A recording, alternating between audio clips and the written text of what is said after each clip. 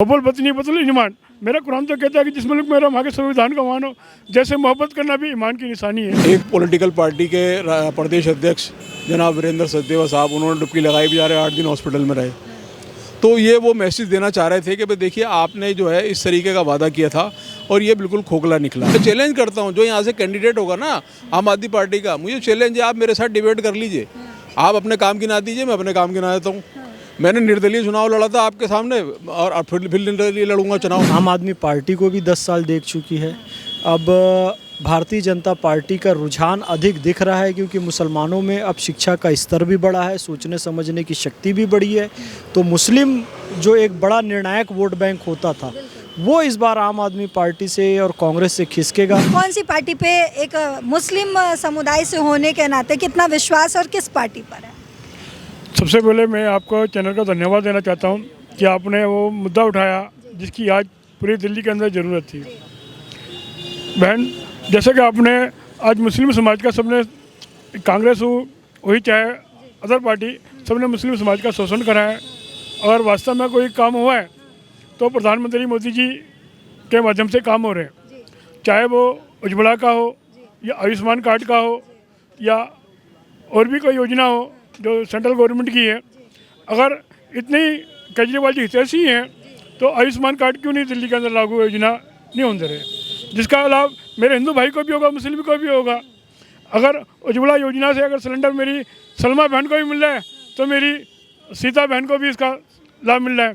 ऐसा तो नहीं कि मोदी जी सिर्फ हिंदू समाज को उसका लाभ दे रहे हैं, मुस्लिम महिलाओं को नहीं दे रहे।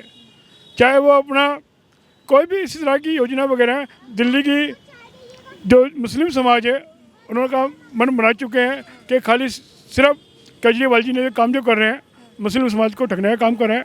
अब की बार जो दिल्ली के अंदर सरकार बनने जा रही है वो भारतीय जनता पार्टी की सरकार बनेगी। मैं खुद मुस्लिम गोरक्षा दल में कार्य करता हूँ। ये भाई साहब हमारे दिलदार हुसैन बेग साहब जी मेरे गुरु भी हैं, इनके मार्गदर्शन में अपना एक कार्य गोरक्षा में करने का मेरा सौभाग्य प्राप्त होता है। हब्बुल वतनी बतुल ईमान। मेरा कुरान तो कहता है कि जिस मुल्क में रहो वहाँ के संविधान का मान हो। जैसे मोहब्बत करना भी ईमान की निशानी है। जैसे मेरे बड़े भाई ने कहा, अगर मैं कपड़ा सुखा रहा हूँ मगर मेरे पड़ोसी को दिक्कत है कपड़ा सुखाने से, वो काम ना करूँ, मेरे पड़ोसी को तकलीफ ना पहुँचे। अगर मेरा पड़ोसी भूखा है तो मेरा खाना वो हराम है। ये मेरा मुझे पैगाम देता है। और मैं तो सबको दावत यही देता हूँ कि आओ एक ऐसा हिंदुस्तान बनाए, एक ही थाली में खाए हिंदू मुसलमान। ये पैगाम देना चाहता हूँ मैं। अरे वाह, आप सभी ने जो पैगाम दिया है तमाम हिंदुस्तानियों के लिए बहुत ही अच्छा है। लेकिन अब बात करेंगे इंडिया गठबंधन पर। जो इंडिया गठबंधन लोकसभा चुनाव में हाथ डालकर जो है वोट मांगते नजर आ रहे थे, तो वही आज इंडिया गठबंधन टूट चुका है। राहुल गांधी या कांग्रेस पार्टी यूँ कहें कि बिल्कुल अलग हो चुकी है। तो अब आम आदमी पार्टी के साथ जो है तमाम पार्टियाँ, चाहे हम ममता बनर्जी की बात करें या फिर और भी समाजवादी पार्टी की बात करें, वो खड़ी है। तो इसको मुस्लिम समाज जो है वो कैसे देखते हैं वो भी हम पूछेंगे। सर, कैसे देख रहे हैं आप इसको कि अब राहुल गांधी और केजरीवाल जिस तरीके से भाई बनकर लोकसभा चुनाव में वोट मांग रहे थे, लेकिन अब वो बिल्कुल अलग है। इसका फ़ायदा क्या बीजेपी को हो सकता है? देखिए, केजरीवाल की जो राजनीति चालू हुई थी वो कांग्रेस का विरोध करते हुए चालू हुई थी। राहुल गांधी, सोनिया गांधी, शीला दीक्षित का कच्चा चिट्ठा उन्होंने पूरा खोल दिया था कि शीला दीक्षित मेरे पास पूरी सबूत है, ये है वो है। फिर उसके बाद धीरे से लोग हम सेक्युलर दल हैं बोल के मिल गए। फिर उनको अपना राजनीतिक जो लाभ एक साथ नहीं दिखा तो फिर अलग हो गए हैं। तो ये अलट पलट इनकी चली रही है और निश्चित रूप से इनकी अलट पलट का लाभ दूसरी पार्टियों को मिलेगा, भारतीय जनता पार्टी को मिलेगा और मिलना भी चाहिए, क्योंकि इतने सालों से कांग्रेस दिल्ली में सत्ता में है, फिर उसके बाद आम आदमी पार्टी 10 सालों से है। अब भारतीय जनता पार्टी को भी एक मौका मिलना चाहिए। और जिस तरीके से इनके काम चल रहे हैं और झूठे वादे चल रहे हैं, यमुना की हालत ख़राब है, केवल तुष्टीकरण की राजनीति चल रही है। मैंने पहले भी कहा, अपने बच्चों की झूठी कसम खा के वो राजनीति में आया, हर चीज़ में झूठ बोला, मैं घर नहीं लूँगा, मैं तनख्वाह नहीं लूँगा। ये कैसा लोकतंत्र है, ये कैसा समाजवाद। बगला भगत का हर तरफ रुआब है, सच बोलने वाले की ज़ुबान काट दी गई। जो बोलता है झूठ वही लाजवाब है। वो लाजवाब हो गया झूठ बोल बोल के, पर अब ये झूठ नहीं चलेगा। अब दिल्ली निश्चित रूप से परिवर्तन चाहेगी और परिवर्तन होगा, ऐसी उम्मीद है हमें। युवाओं के लिए भी तमाम स्कीम्स लाई जा रही हैं और ये कहा जा रहा है कि युवा की शिक्षा पर बेहतर काम किया जाएगा। आम आदमी पार्टी ये तमाम वादे कर रही है। तो युवा से भी जान लेते हैं कि आखिर उनको इस पर कितना विश्वास है। आपका नाम क्या हुआ? जी, मेरा नाम रज़ाक है। मैं दिल्ली यूनिवर्सिटी से भी स्टूडेंट हूँ, रिसर्च कर रहा हूँ। कितना विश्वास कर पा रहे हैं एक युवा होने के नाते, क्या लग रहा है कौन सी पार्टी युवा के लिए सबसे ज़्यादा काम की है और इस विधानसभा चुनाव में किसको आना चाहिए इसका ताज पहनकर? देखिए 10 सालों से यहाँ पे आम आदमी पार्टी है, लेकिन अगर हम बात करें अपने यूनिवर्सिटीज़ की, जहाँ पे मैं पढ़ाई कर रहा हूँ, वहाँ पे प्रोफेसरों की सैलरी इन्होंने 1 साल से रीज़ नहीं की थी।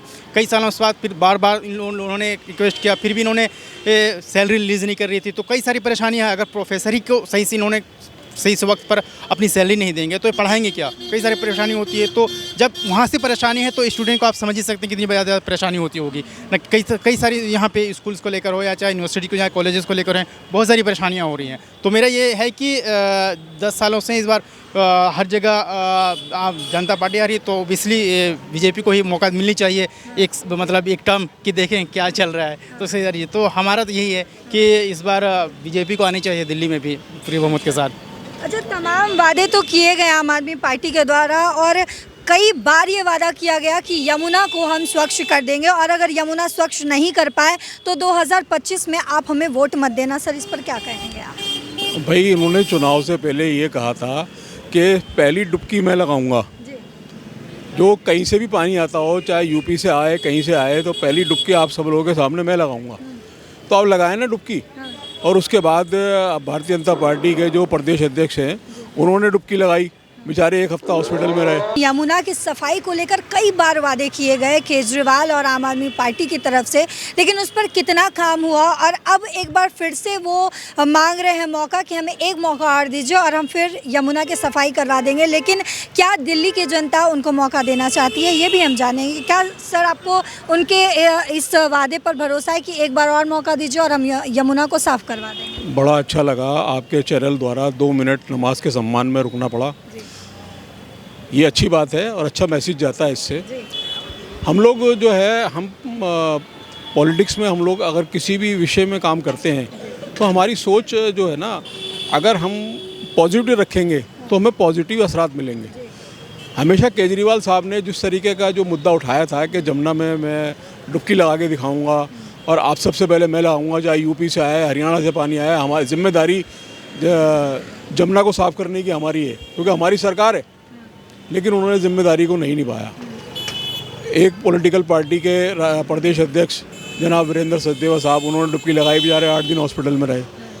तो ये वो मैसेज देना चाह रहे थे कि भाई देखिए, आपने जो है इस तरीके का वादा किया था और ये बिल्कुल खोखला निकला।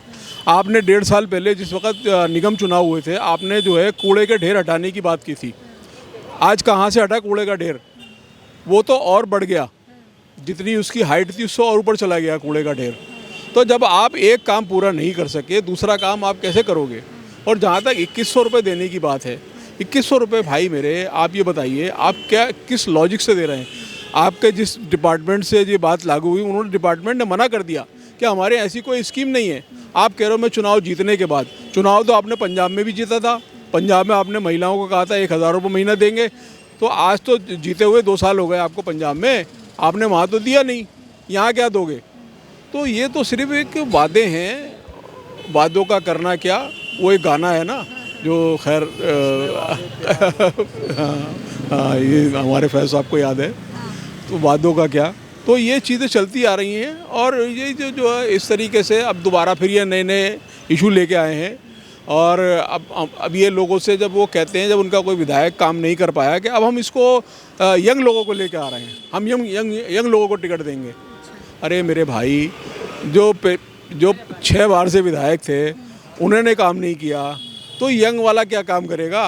वो डिप्टी मेयर 21 महीने रहे, इलाके के अंदर कोई ऐसा पॉजिटिव कोई काम किया हो, कोई कंप्यूटर सेंटर खोला हो, किसी की जॉब लगवाई हो तो बता दें। वो कुछ नहीं बोल सकते। आप कम से कम डिबेट में लाइए तो सही उनको। मैं चैलेंज करता हूँ, जो यहाँ से कैंडिडेट होगा ना आम आदनी पार्टी का, मुझे चैलेंज है, आप मेरे साथ डिबेट कर लीजिए। आप अपने काम की ना दीजिए, मैं अपने काम की ना देता हूँ।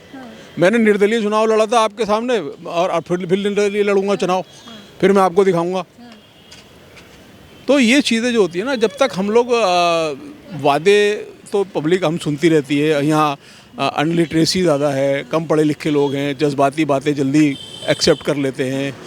बस वो ये देखते हैं अगर इस आदमी ने 2000 रुपये दिए, 5 दिन का शलजम गोश्त का जुगाड़ हो गया, चलो भाई आगे वोट दे दो। हाँ, ये चीज़ें छोड़नी पड़ेंगी, शलजम गोश्त को छोड़ना पड़ेगा भाई। 5 साल की फिक्र करो अपने बच्चों की, अपनी फिक्र करो। ये 5 दिन का शलजम गोश्त आपको दे करके और 5 साल के लिए आपको ठगने का काम कर रहे हैं, तो हमें ठगने से बचना चाहिए। यही बात मैं आपसे कहूँगा और आपके चैनल के माध्यम से कहूँगा, ये लोगों तक पहुँचाई जाए कि भैया इसके छलावे में ना हो, ये सब बेवकूफ़ी के काम है। ऐसा कोई स्कीम नहीं है, ऐसा कुछ नहीं करना, ना ये करेंगे ना करने वाले। सर आखिरी सवाल आपसे लेना चाहूँगी, जिस तरीके से वादे किए जा रहे हैं लेकिन एक अल्पसंख्यक समुदाय में हिस्सेदार और एक ऐसे पर्सन जो तमाम लोगों से मिलते रहते हैं और साथ ही साथ दिल्ली में सबसे ज़्यादा रुझान किसकी तरफ दिख रहा है इस विधानसभा चुनाव के लिए? निश्चित रूप से फिर कहता हूँ कि कांग्रेस को दिल्ली देख चुकी है, आम आदमी पार्टी को भी 10 साल देख चुकी है। अब भारतीय जनता पार्टी का रुझान अधिक दिख रहा है क्योंकि मुसलमानों में अब शिक्षा का स्तर भी बढ़ा है, सोचने समझने की शक्ति भी बढ़ी है। तो मुस्लिम जो एक बड़ा निर्णायक वोट बैंक होता था, वो इस बार आम आदमी पार्टी से और कांग्रेस से खिसकेगा और एक बड़ा वोट भाजपा को जाएगा। तो ये एक पॉजिटिव पॉइंट बन रहा है कि भाजपा की सरकार इस बार बनती हुई दिख रही है और बाकी वर्ग भी जो हैं, चाहे वो सनातनी भाइयों का वर्ग हो और वर्ग हो, वो सब भी बीजेपी के तरफ अब रुझान में आ रहे हैं। तो मैं जितना लोगों के बीच घूम रहा हूँ, तो ये जो पलटूबाज आदमी है, इसकी से दिल्ली की जनता त्रस्त हो चुकी है और अब भारतीय जनता पार्टी को मौका देगी, ऐसी आशा है। तो आपने तमाम लोगों की राय सुनी, इनका क्या सोचना है तमाम पार्टियों के लिए, लेकिन देखना अब ये होगा कि आखिर जब चुनाव का रिजल्ट आता है तो किसके सर ये ताज सजेगा।